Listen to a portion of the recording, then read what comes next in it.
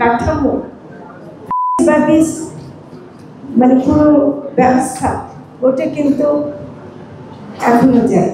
যত বড় আন্দোলনই হোক, ছাত্রদের যখন নাকি কোনো বড় ধরনের মিছিল বা মিটিং হয়, সেটা বেশি যদি একটু পর্যায়ে চলে যায়, মানে একটু বেশি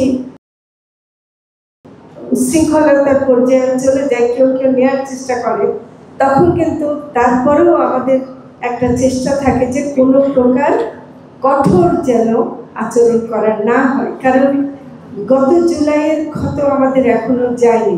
আমরা এখনো শব্দ, আঘাত সেটা কি এটা আমরা বুঝি।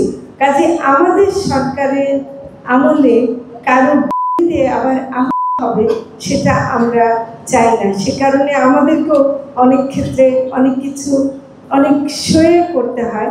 সেটার কারণে হয়তো অনেকে সেটাকে দুর্বলতা হিসেবে দেখেন, কিন্তু আমি এটা মোটেও দুর্বলতা বলবো না। এটা আমরা মনে করি যে এটা আমরা যেহেতু জনগণের পক্ষ থেকে করতে চাচ্ছি, আমাদের কারণে যেন কোনো হতাহত না হয় সেটা আমরা সবসময় বজায় রাখার চেষ্টা করি।